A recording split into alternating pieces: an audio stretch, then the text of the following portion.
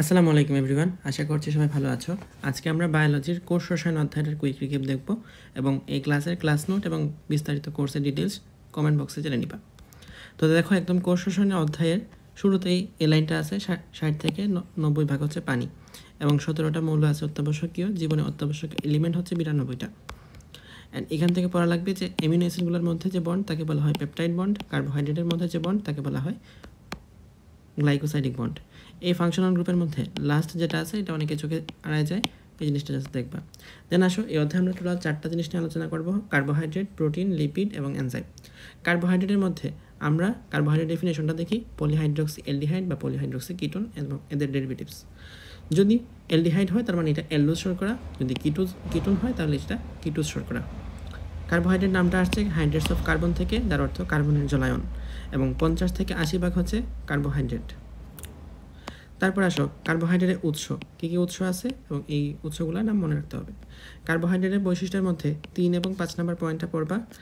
কার্বোহাইড্রেটের কাজ কী হবে, যা আছে সব কিছু দিয়ে মনে রাখতে পারবা। শক্তির প্রধান উৎস, সাপোর্টিং টিস্যুর গাঠনিক উপাদান, স্কেলিটন, সন্ধিস্থলে সঞ্চয়ী সক্রিয়ভাবে, যা আছে সব কিছু দিয়ে মনে রাখবা। কার্বোহাইড্রেটের ক্লাসিফিকেশন, প্রথম ক্লাসিফিকেশন হচ্ছে স্বাদের ভিত্তিতে 2 ভাগে ভাগ করা যায়, সুগার, নন সুগার। এই সুগার যারা আছে তারা হচ্ছে স্বাদে মিষ্টি, দানাদার এবং পানিতে দ্রবণীয়। নন সুগারের এক্সাম্পল শুধুমাত্র পলিস্যাকারাইড, বাকি আল্লাহর দুনিয়া যা কিছু আছে সব সুগার। একটা ক্লাসিফিকেশন গেল। এবার আসো, বিজারণ ক্ষমতার ভিত্তিতে 2 ভাগে ভাগ করা যায়, রিডিউসিং সুগার, যারা ক্ষারীয় আয়নকে বিজারিত করতে পারে, আর যারা পারে না তারা হচ্ছে নন রিডিউসিং সুগার। নন রিডিউসিংয়ের এক্সাম্পল হচ্ছে সুক্রোজ, ট্রিহেলোজ এবং পলিস্যাকারাইড। এর বাদে আল্লাহর দুনিয়া যা কিছু আছে সব রিডিউসিং সুগার। বাকি থাকলো রাসায়নিক গঠন অনুর ভিত্তিতে। এটাকে অনুসারে আমরা ভাগ করতে পারি 4 ভাগে: monosaccharide, disaccharide, oligosaccharide, polysaccharide. Sugar unit 1টা থাকলে মনো, 2টা থাকলে ডাই, 3 থেকে 10 থাকলে অলিগোস্যাকারাইড, 10টা বেশি থাকলে পলিস্যাকারাইড। এই মনোকে আমরা আবার কার্বন সংখ্যার উপর বেস করে ভাগ করতে পারি ট্রাইওস, টেট্রোস, পেন্টোস, হেক্সোস, হেপ্টোস। তো আমরা একদম শুরু করি। মনোস্যাকারাইডের ক্ষেত্রে মনে রাখবা যে কার্বন, হাইড্রোজেন, অক্সিজেন এর অনুপাত 1:1, এটা প্রযোজ্য। কার্বন সংখ্যা হচ্ছে 3 থেকে 10। বেশিরভাগ ক্ষেত্রে সবাই হচ্ছে ডি সিরিজভুক্ত হয়ে থাকে। তো ট্রাইওজের ক্ষেত্রে এক্সাম্পল কি মনে রাখবা, গ্লিসারলডিহাইড এবং ডাইহাইড্রক্সি অ্যাসিটোন। এই দুইটা হচ্ছে, এটা হচ্ছে অ্যালডিহাইড এবং এটা হচ্ছে কিটোন। এদের ইউজগুলো একবার দেখবা। তারপরে যাও টেট্রোজের ক্ষেত্রে। টেট্রোজের মধ্যে এক্সাম্পল আছে 2টা, ইরিথ্রোজ এবং ইরিথ্রোলোজ। এক্সাম্পল এবং মানে এদের ইউজগুলো দেখবা। পেন্টোজ থেকে পড়বো অ্যালডোজ কী কী আছে, কিটোজ কী কী আছে। দেখো, যাদের নামের মধ্যে লুলু থাকবে বেশিরভাগ ক্ষেত্রে তারাই হয় কিটোজ। রাইবোজ এবং ডিঅক্সিরাইবোজ, এটা সম্পর্কে পড়তে হবে। এবং এখান থেকে জাস্ট 95 ডিগ্রি সেলসিয়াস তাপমাত্রাটা পড়বে। আমাদের সময় মেডিকেলে আসছিল। এই অধ্যায় থেকে কোনো বিজ্ঞানীর নাম প্রোটিনের মোল্ডার ছাড়া বাকি যা কিছু আছে সব কিছু ফিশার। তারপরে এখান থেকে পড়ার মতো জিনিস কি, ডিঅক্সিরাইবোজ যেহেতু নামের মধ্যে আছে, সুতরাং একটা অক্সিজেন কম। এই অক্সিজেনটা কোন কার্বনে কম থাকে, 2 নম্বর কার্বনে একটা অক্সিজেন কম থাকে। রাইবোলোজ থেকে পড়ার জিনিস হচ্ছে, এটা আমরা নবম অধ্যায়ে পড়ি, রাইবোজ এবং ডিঅক্সিরাইবোজ। এইটা হচ্ছে আমরা যদি ভাগ করি তাহলে রাইবোজ হচ্ছে আরএনএ গঠন করে, ডিঅক্সিরাইবোজ ডিএনএ গঠন করে। রাফা থেকে মনে রাখবা রাইবোজ এই সেলের সাথে মিলে ফারফিউরিল অ্যাসিড উৎপন্ন করে, আর ডিঅক্সিরাইবোজ এখানে লেভুলিনিক অ্যাসিড উৎপন্ন করে। যেহেতু এর ক্ষেত্রে একটা অক্সিজেন কমে গেছে 2 নম্বর কার্বনে, এটা যদি 5টা অক্সিজেন হয় তাহলে ওটা কী হবে, 4টা অক্সিজেন, শেষ। হেক্সোজ থেকে পড়তে হবে যে এটা হচ্ছে মোস্টলি পাওয়া যায়। তারপরে কথা হচ্ছে হেক্সোজ থেকে এক্সাম্পল কি, গ্লুকোজ, ম্যানোজ, গ্যালাক্টোজ, এরা অ্যালডোজ সুগার, আর ফ্রুক্টোজের এক্সাম্পল হচ্ছে কিটোজ সুগার। গ্লুকোজ থেকে কি পড়বা, গ্লুকোজ থেকে পড়বা যে এটাকে অ্যালডো হেক্সোজ বলা হয়, কারণ এটা একই সাথে অ্যালডোজ এবং একই সাথে হেক্সোজের এক্সাম্পল। গ্লুকোজ কোথায় পাওয়া যায়, গ ফর গ্লুকোজ, গ থেকে গ্রেপ সুগার। গ্রেপ সুগার পাওয়া যায় আঙুরের শর্করা, এবং আঙুরের কত পার্সেন্ট, 12 থেকে 30%। আর কী কী নাম আছে একবার নামগুলো দেখবা। ইউজ দেখো, ইউজ থেকে পড়বা যে ফল সংরক্ষণ ইউজ করা হয় সব কিছু সি দিয়ে মনে রাখা যায়। ক্যালসিয়াম গ্লুকোনেট, ভিটামিন সি তৈরি। গ্লুকোজের সরবিটলও মনে রাখবা দিয়ে, মানে সি দিয়ে, শেষ। আর এটা হচ্ছে আমাদের নর্মাল গ্লুকোজের জন্য। যদি এল গ্লুকোজ বলি তাহলে কি হবে, ডায়াবেটিসের ওষুধ হিসেবে এল গ্লুকোজ ইউজ করা হয় এন্ডোস্কোপি, ল্যাপারোস্কোপির ক্ষেত্রে। দেন আসো, উদ্ভিদে সবসময় ডি গ্লুকোজ থাকে। এই ডি গ্লুকোজটা হচ্ছে মোস্ট অ্যাভেলেবল মনোস্যাকারাইড। তারপর আসো ফ্রুক্টোজের ক্ষেত্রে, ফ থেকে ফ্রুক্টোজ, ফ থেকে ফল, ফ থেকে ফলের চিনি, ফ থেকে ফ্রুট সুগার, ফ থেকে হচ্ছে স্ফটিক আকার, আর ফ থেকে কনফেকশনারির ফ থেকে মিষ্টি জাতীয় খাদ্য, এবং ফ থেকে ফিরোনোজ, সব ফ। তারপরে যাও আপেক্ষিক মিষ্টতা, এটা মনে রাখতে হবে, ক্লাসে ট্রিক্স শিখিয়ে দিয়েছিলাম। হ্যাপ্টোজে আসো, হ্যাপ্টোজের ক্ষেত্রে এক্সাম্পল কি, সাইডোহ্যাপ্টোলোজ কোথায় পাওয়া যায়, প্রথম পাওয়া গেছে সিরামে এবং ম্যানোহ্যাপটুলোজ পাওয়া গেছে অ্যাভোকাডোতে। দেন আসো ডাইস্যাকারাইড। ডাইস্যাকারাইড কী কী আছে? প্রথম কথা হচ্ছে সুক্রোজ ভাঙলে গ্লুকোজ প্লাস ফ্রুক্টোজ, মেল্টোজ ভাঙলে alpha glucose plus alpha glucose, lactose ভাঙলে গ্লুকোজ প্লাস গ্যালাক্টোজ, সেলোবায়োজ ভাঙলে beta glucose plus beta glucose. এবং এদের মধ্যে যে বন্ধন থাকে সেই বন্ধনের নাম কি? Glycosidic bond. সুক্রোজ হচ্ছে প্রধান ডাইস্যাকারাইড এবং কোথা থেকে পাওয়া যায়? ইকো এবং বিট থেকে পাওয়া যায়। সবচেয়ে বেশি পরিবাহিত শর্করা কোনটা? সুক্রোজ। এবং মধুর প্রধান কাঁচামাল এটা 15% থাকে সুক্রোজ, গলনাঙ্ক হচ্ছে 188 ডিগ্রি সেলসিয়াস। ইউজ হচ্ছে এই ইউজগুলো মুখস্থ করতে হবে। সেলোবায়োজ মনে রাখবা, সেলুলোজ ভাঙলে আংশিক সেলুলোজ ভাঙলে পাওয়া যায় সেলোবায়োজ, আংশিক স্টার্চ ভাঙলে পাওয়া যায় মেল্টোজ। তারপরে যাও এবং এখান থেকে আংশিক রিডিউসিং সুগার, এই লাইনটা হচ্ছে মুখস্থ। তারপরে যাও অলিগোস্যাকারাইড, এখানে আমরা 3 থেকে 10, এখান থেকে জাস্ট এক্সাম্পল এবং এক্সাম্পলের কম্পোজিশনটা পড়বা। তারপর আসো পলিস্যাকারাইড, দুই ভাগে ভাগ করা যায়, একটা গাঠনিক আর একটা সঞ্চয়ী। গাঠনিক হচ্ছে আমরা কোষ প্রাচীর যখন গঠন করি, কোষ প্রাচীরের উপাদানগুলো যা যা আছে সব গাঠনিক। আর কোষ প্রাচীরের উপাদান না যেটা সঞ্চয়ী, উদ্ভিদ কোষের সঞ্চয়ী খাদ্য হচ্ছে স্টার্চ, প্রাণী কোষের সঞ্চয়ী খাদ্য হচ্ছে গ্লাইকোজেন, এরা হচ্ছে সঞ্চয়ী পলিস্যাকারাইড। তারপরে পলিস্যাকারাইড এবং হেটারোপলিস্যাকারাইড, এটা এক্সট্রা ইনফো। সো এটা হচ্ছে এই অধ্যায়ে আমরা যা কিছু নিয়ে আলোচনা করবো সেটা হচ্ছে হোমোপলিস্যাকারাইড। এর বাইরে যা কিছু আছে সেটা হচ্ছে হেটারোপলিস্যাকারাইড। প্রথমে হচ্ছে স্টার্চ। স্টার্চের গাঠনিক উপাদান কী কী? অ্যামাইলোজ এবং অ্যামাইলোপেকটিন। অ্যামাইলোজের ক্ষেত্রে সব কিছু হবে ছোটো ছোটো, কারণ অ্যামাইলোজ নামে ছোটো। অ্যামাইলোপেকটিন হবে সব বড় বড়, কারণ অ্যামাইলোপেকটিন নামে বড়। তারপরে আসো ধান, গম, আলু, এগুলো তো জানোই স্টার্চের প্রধান উৎস। এবং এটা কি কালার দেয়? গাঢ় নীলবর্ণ কালার দেয়। এবং এটা পড়বা যে গুল আলুর স্টার্চ হচ্ছে সবচেয়ে বড়, চালের স্টার্চ সবচেয়ে ছোটো। স্টার্চের ইউজ দেখবা, এখানে 5 নম্বর পয়েন্টটা পড়লেই হবে, আর এক্সট্রা ইনফো এগুলো হচ্ছে মুখস্থ। তারপর আসো সেলুলোজ। সেলুলোজের ক্ষেত্রে বিটা 1,4 বন্ড থাকে এবং এই তুলিকার মাত্রি, এটা দিয়ে এই জিনিসগুলো মনে রাখতে পারো, কোচিংয়ের পরীক্ষায় বেশি কাজে লাগে।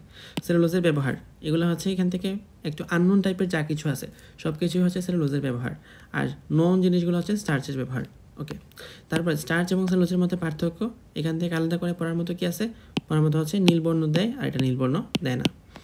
তারপর যাও গ্লাইকোজেন। গ্লাইকোজেনের ক্ষেত্রে গ্লুকোজ কয়টা থাকে? একে প্রাণীর স্টার্চ বলা হয়। গ্লাইকোজেন পানিতে আংশিক দ্রবণীয়। গ্লাইকোজেনের ব্যবহার কি? ব্যবহার হচ্ছে যদি পেশিতে থাকে তাহলে শক্তি দেয়, পেশির শ থেকে শক্তি। আর যদি যকৃতে থাকে তাহলে গ্লুকোজের মাত্রা নিয়ন্ত্রণ করে। সারফেক্টেন্ট। সারফেক্টেন্ট কী কাজ করে? পালমোনারি কোষের যে সারফেক্টেন্ট আছে, সারফেক্টেন্ট উৎপন্ন করতে গ্লাইকোজেন ভূমিকা রাখে। এটা তো অলরেডি বলে দিছি, এখান থেকে জাস্ট আলাদা করে পড়ার মতো আছে হেমিসেলুলোজ। হেমিসেলুলোজ মানে হচ্ছে সেলুলোজ আর পেকটিন ব্যতীত সব কিছু।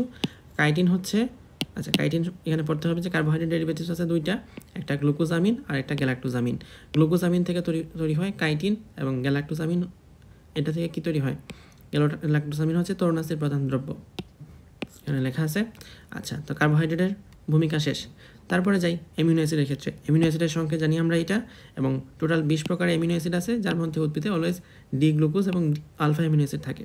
আচ্ছা, অ্যামিনো অ্যাসিডের ক্ষেত্রে যদি এই আর গ্রুপটা যদি এইচ থাকে তাহলে তার নাম কী হবে? CH3 হলে কী নাম হবে? CH2OH হলে কী হবে? CH2SH হলে কী হবে? মুখস্থ। অ্যামিনো অ্যাসিডের বৈশিষ্ট্য থেকে 4 নম্বর পয়েন্টটা পড়বা আর 1 নম্বর পয়েন্টটা পড়বা, তাইলেই হবে। এবং 9 নম্বর পয়েন্ট, যেহেতু এদের মধ্যে একই সাথে ক্ষার গ্রুপও আছে, অ্যাসিড গ্রুপও আছে, তাই এদেরকে বলা হয় জৈটার আয়ন। অ্যামিনো অ্যাসিডের ক্লাসিফিকেশন, তো ক্লাসিফিকেশনটা দেখো 28 প্রকারের আছে, তার মধ্যে 20টা প্রোটিন তৈরি করে, এদেরকে বলা হয় প্রোটিন অ্যামিনো অ্যাসিড। 8টা প্রোটিন তৈরি করে না, এদেরকে বলা হয় নন প্রোটিন অ্যামিনো অ্যাসিড।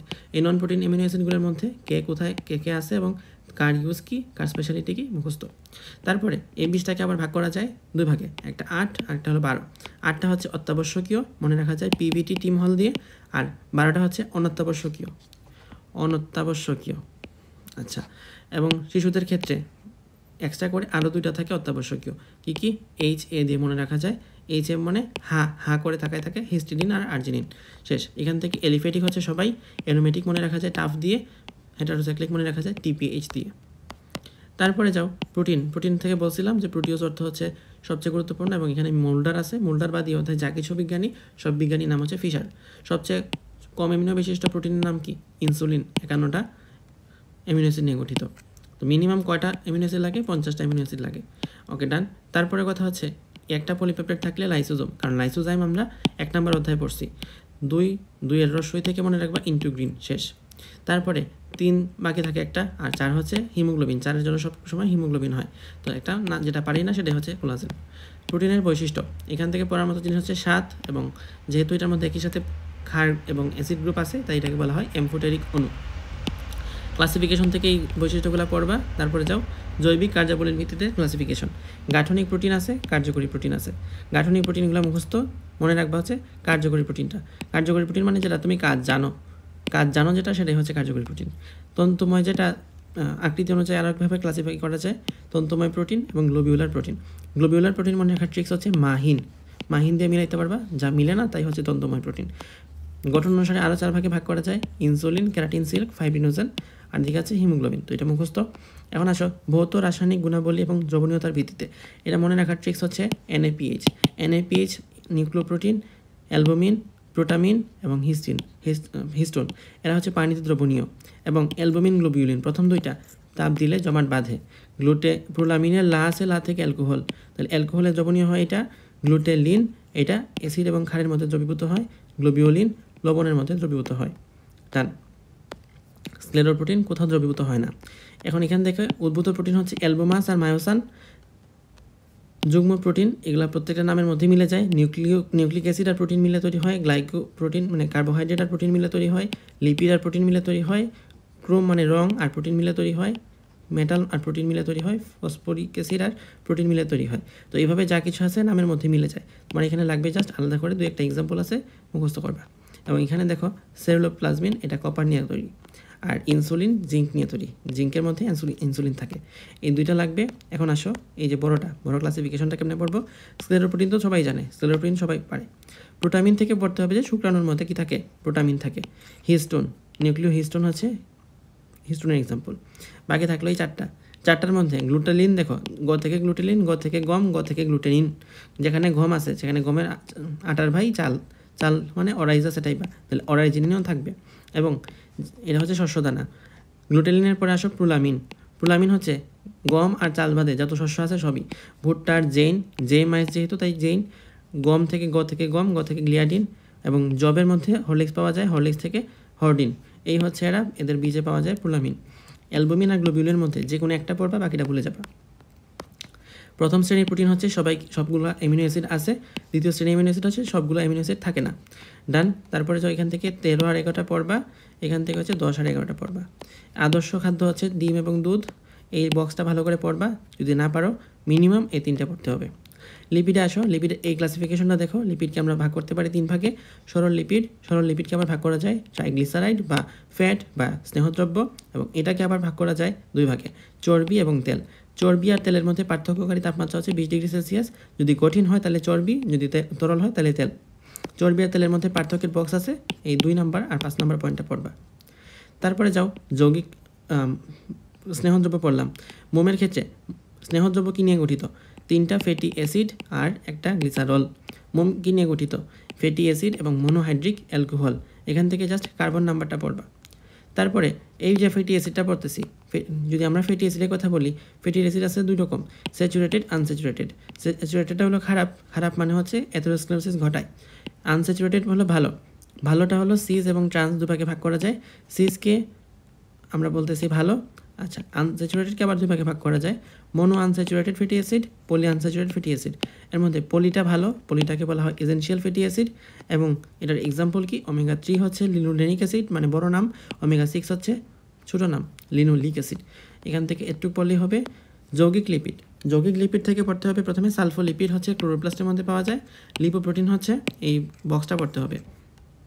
বাকি থাকলো গ্লাইকোলিপিড এবং ফসফোলিপিড। এর মধ্যে যে কোনো একটা পড়বা আর একটা ভুলে যাবা, তাইলেই হয়ে যায়। অথবা গ্লাইকোলিপিড মনে রাখবা যেখানে কার্বোহাইড্রেট রিলেটেড অর্থাৎ ফটোসিনথেসিস হয় সেসব জায়গায় গ্লাইকোলিপিড পাওয়া যায়। এছাড়া আরও কিছু ইউজ আছে, এক্সট্রা ইনফো মুখস্থ করতে পারো। তারপরে যাই উদ্ভূত লিপিডকে এর একক কী? একক হচ্ছে আইসোপ্রিন। 3 ভাগে ভাগ করা যায়, স্টেরয়েড, টারপিনস এবং রাবার। টারপিনস এবং রাবার থেকে কিছুই নাই, কার্বন সংখ্যা এবং কোথায় পাওয়া যায়, ইউজ কি সুগন্ধ। রাবার থেকেও সেমভাবে কার্বন সংখ্যা এবং তার ক্ষেত্রে 80% শিল্পের সাথে জড়িত। আর এখানে আছে স্টেরয়েডের মধ্যে যদি OH লাগে তাহলে হয় কোলেস্টেরল বা স্টেরলের এক্সাম্পল কী এবং এদের ইউজগুলো একটু মুখস্থ করতে হবে। কোলেস্টেরলকে ভাগ করা যায় 2 ভাগে, একটা হলো LDL আর একটা হলো HDL। স্বাভাবিক মাত্রা আছে, LDLটা হচ্ছে ভালো, HDLটা হলো খারাপ। LDLটা খারাপ, HDLটা ভালো। LDL খারাপ, HDL ভালো। ক্যারোটিনয়েডস এটা হচ্ছে এখান থেকে এই বক্সটা মানে এই অংশটুকু পুরোটাই মুখস্থ। স্পেশালি ভিটামিন এ জানি আমরা যে চোখের ক্ষেত্রে ভূমিকা রাখে, ভিটামিন ডি ক্যালসিয়াম শোষণ নিয়ন্ত্রণ করে, ভিটামিন ই অ্যান্টিঅক্সিডেন্ট হিসেবে কাজ করে, ভিটামিন কে এটা হচ্ছে ভিটামিন 2, 7, 9, 10 এই ক্লোটিং ফ্যাক্টরের ক্ষেত্রে রক্ত জমাট বাঁধতে সাহায্য করে। তারপরে যাও এনজাইম। এনজাইম থেকে এখানে 2-4টা বিজ্ঞানী আছে, বিজ্ঞানীর নাম মুখস্থ। তারপরে যাই এনজাইমের ধর্ম। এনজাইমগুলো বেশিরভাগ ক্ষেত্রে প্রোটিন হয়ে থাকে, প্রধানত প্রোটিন ধর্মী, এছাড়াও অপ্রোটিন পার্ট থাকতে পারে। পিএইচ হলে 6 থেকে 9 এবং তাপমাত্রা 35 থেকে 40। এখান থেকে পড়বা আলাদা করে যে যদি প্রোটিনের মধ্যে আলাদা প্রোটিন অংশ তো আছেই, সেটাকে বলা হয় কোএনজাইম।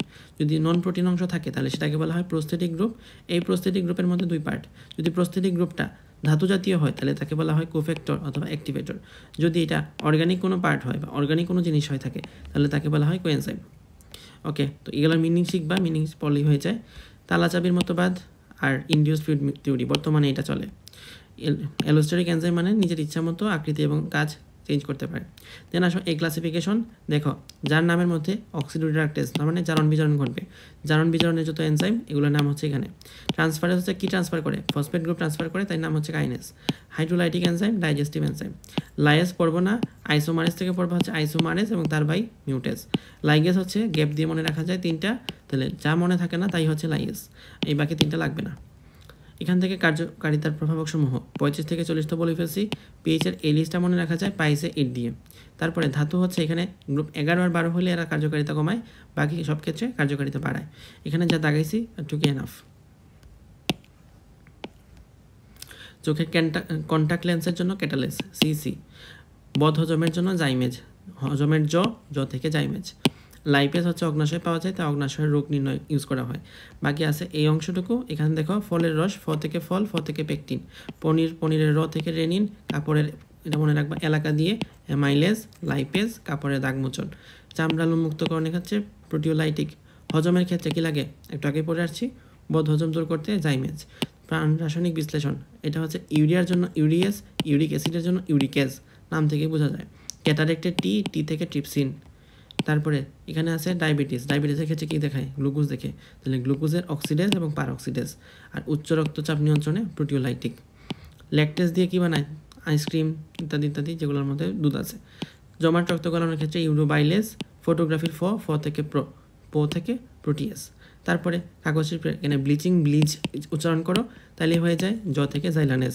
পানির পরিমাণ কমাতে সেলুলেজ। লিগনিন থেকে লিগনিনেজ। রাবার শিল্প মনে রাখা যায় র্যাকেট বা রকেট দিয়ে, তাহলে রাবারের র থেকে ক্যাটালেস, অথবা কার দিয়ে মনে রাখতে পারো। ডিটারজেন্ট, এটা জাস্ট মুখস্থ করতে হবে আলাদা করে। এনজাইম কোএনজাইমের পার্থক্যের বক্স পড়বা, স্পেশালি কোনটা ভিটামিন হিসেবে কাজ করে কোনটা করে না। আর হচ্ছে অনুজীবক, অনুঘটক এবং উৎসেচকের মধ্যে পার্থক্য একবার রিডিং দিলেই হবে। সো এই হচ্ছিল আমাদের অধ্যায়টা, এবং লাস্টে এই অধ্যায় সারমর্মটা রিডিং পড়ে ফেলবা। বিস্তারিত যা কিছু আছে সব কিছু ডিসক্রিপশনে দেওয়া আছে। Thanks for watching and subscribe করলে খুশি হব।